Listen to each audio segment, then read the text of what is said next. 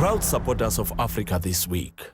Engine, with us, you are number one. Now, Statistics South Africa has embarked on the second phase of a recruitment drive for Census 2011. This third census forms part of the 2010 round of African censuses, which aims to provide comprehensive data on the continent. Padile Khokla, South African Statisticians General, explained Census 2011. It is very important. At the simplest level, it's if you do not know how many children are there in your own house, you do not know how much meal and how much meat you'll have to buy. So if you're a president of the country and a political organization of a country, you've got to know, if you are business people, you've got to know how many people are there in the country so that you can provide the kinds of services and they should supply the kind of labor that you require. What if people say, you know, this is a waste of an effort, this is a waste of people's time? We know South Africa has 49 million people. We just need to get to grips with the plans to provide basic services for 49 million people. Of course, I get very happy when my village is bigger than my wife's village, but that it doesn't end there. You've got to know the age structure of the population so that you can project into the future about the labor force. You need to know the characteristics of the population. That's why you ask about 50 questions about the individual, your age, your sex, your level of education, your employment. If you are a woman, the number of children you have given birth to, and the most recent birth, so that you can work on projections. I mean, we've just seen CPI figures coming out for the last month, and it just shows that inflation is rising above 4.6%. And people are saying, you know what, economically the country is not looking good. Even if the fundamentals are sound, this economy is still sluggish and people are still bucking under the pressure. Those kinds of figures, what do they mean to you? They mean nothing. I don't have taste buds. Mine is to provide the figure. The policy, people have to look at policy options as to how they tackle the issues. Otherwise, I'll be a monkey in my own forest and becoming a judge. What I do is to provide figures. And then the policy people You know, the reason I'm options. throwing these figures at you is because it's figures that policymakers use to evaluate and gauge whether, you know, whether their programs are successful. And there's been a huge debate in South Africa for the longest time about what are the true figures of poverty, what are the true figures on unemployment. Official figures will tell you somewhere in the region of 24-25%. The unions insist it's closer to 40%. And the statistics, we don't know which statistics to believe. Oh no, you should believe in South Africa's statistics. That's the fact finder of the nation. There is no other. All the others are wannabes. The unemployment figure in South Africa is 24%. The CPI in South Africa is 4.6%, and it has moved 4.4 percentage points from 4.2. Nigeria's Diamond Bank recently revealed that it lent around 40 billion naira for enterprise development over the last 5 years. Gary Marsh, Senior Advisor for Retail and Private Banking at Diamond Bank, told us more about enterprise development in Nigeria. From our point of view, this is probably the most exciting sector actually here in Nigeria. We're not quite sure how many there are out there. There's probably in excess of 10 million small businesses in Nigeria. And everyone appears to be competing in the corporate side of the business. So there's a lot of opportunity for banks to use some of their surplus liquidity on lending to the smaller businesses. And at the moment, we're one of a few banks that appear to be focusing in this area. All right, now we do know that about 96% of business activity in Nigeria comes from the SME sector, and that they do contribute significantly to employment in the country. However, flow of credit to the sector is weak. Why is that?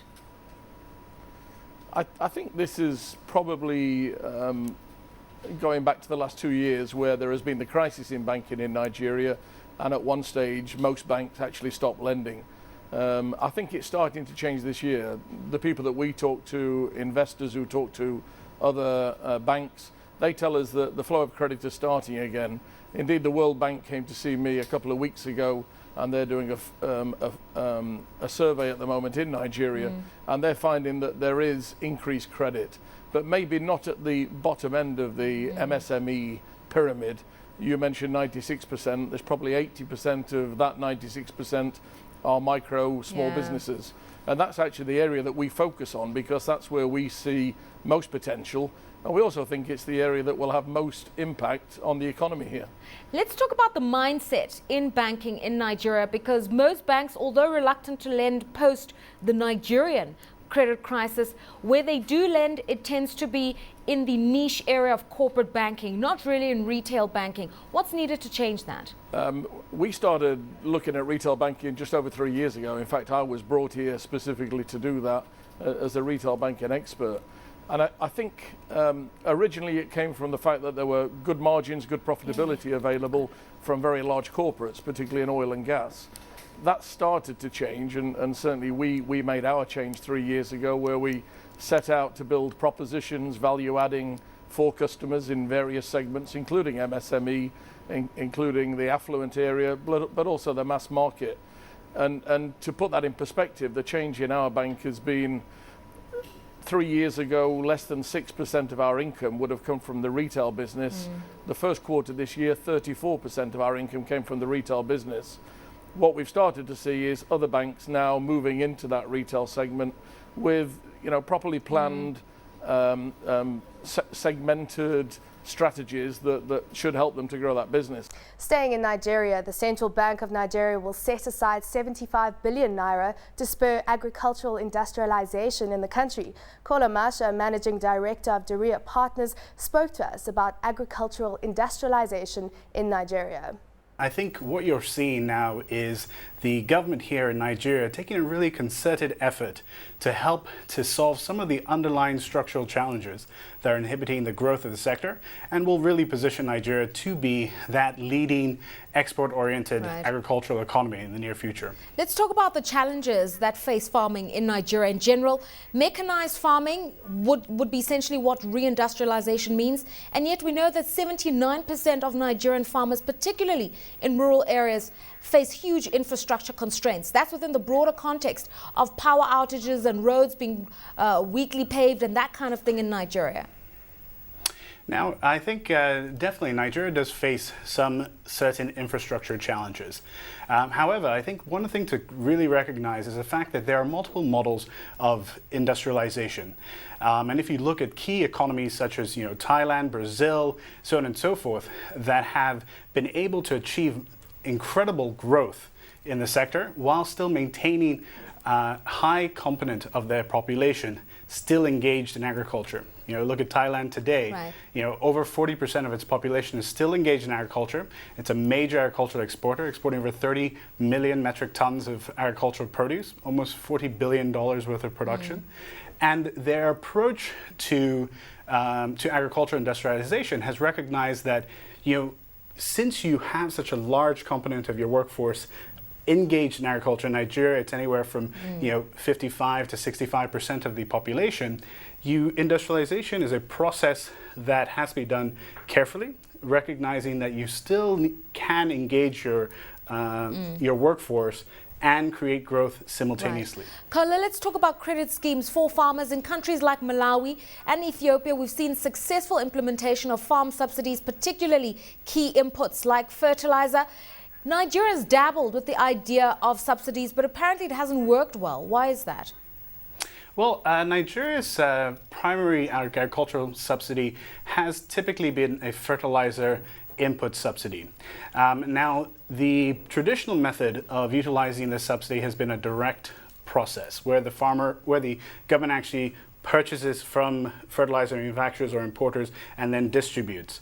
The country has actually, in the last couple of years, in certain parts of the country, innovated with more of a market-based approach, utilizing agricultural vouchers, similar to Malawi, where farmers can, like any supermarket in the world, go into a store with a voucher and cash and be able to get a discount off a product.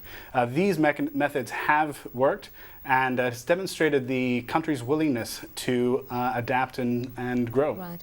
What's the role of banks in all of this? Because we're told that, well, obviously with the recent banking reforms, banks have been loath to lend. But even in the good times, banks were very skeptical about lending on land projects and agricultural projects in general. No, it's a critical challenge, and banks are a very important part of the success of this story if it's going to happen. You know, you look at Nigeria today, commercial lending to agriculture is about 1.4% of total commercial lending. You know, compare that with Brazil, where it's 18%. There's tremendous opportunity for improvement. In his new book, Advocates for Change, South African author and political commentator Moletsi Mbeki explores wide-ranging issues facing Africa with leading African thinkers to find changes needed to set Africa firmly on the road to effective development. Well, the essence of the book is that many people diagnose what Africa's problems are, and I think we all know what this, by now we all know what the diagnosis is. However, here we are looking at specific sectors, critical parts of how to get the African economies moving forward. For example, we look at the mining sector, we look at small-scale agriculture, we look at the South African economy, which plays a very important role in the general welfare of Southern Africa in particular. So, but there are lots of other issues we address. You've also written another book that was highly acclaimed, Architects of Poverty, Why African Capitalism Needs Changing. How does this book take the central thesis of that book forward? Well, the two books are actually complementary, because Architects of Poverty was looking at what were the causes of Africa's poverty, who were the culprits, not in the traditional sense of looking at the colonialists, which is the way in which the elite in Africa absolved themselves for their underperformance, the way in which African governments try to excuse themselves for underperformance. Right. So I was looking at what the African governments have done in the 50 years since the independence of the African continent, and identifying who the culprit was in the last 50 years. This book is now looking at what are the solutions. So what solutions then are being proffered? Well, for example, if we look at the mining sector, we have a very prominent geologist who points out that we have to use the profit from mining not to consume it, which is what we are doing now, but to invest, to develop sustainable industries so that when the resource runs out, we have a sustainable industrial base. If I can give you an example, if you take the petroleum industry, Africa is a large petroleum producer, but if you look at how many people work in petrochemicals in the countries that produce oil compared to how many people work in petrochemical industries in Taiwan, for example, you find a huge disparity. Taiwan employs over 300,000, 600,000 people in the petrochemical industry. In Africa, Nigeria, which is a large exporter, doesn't even process its own petrol and diesel. It has to import them. I mean, some would say, you know, you're talking about beneficiation is the term that's being used these days, industrialization, for instance. And those are things we all know. So your book's not actually offering new solutions. No, it's not things we all know because we're not doing them. There's only one. We're not doing them because we don't know, or we're not doing them because we don't care enough? No, it's both. It's because we don't know, and also because the powers that be don't care enough. But they also don't know. They don't know what to do. Africa is actually deindustrializing, including South Africa itself.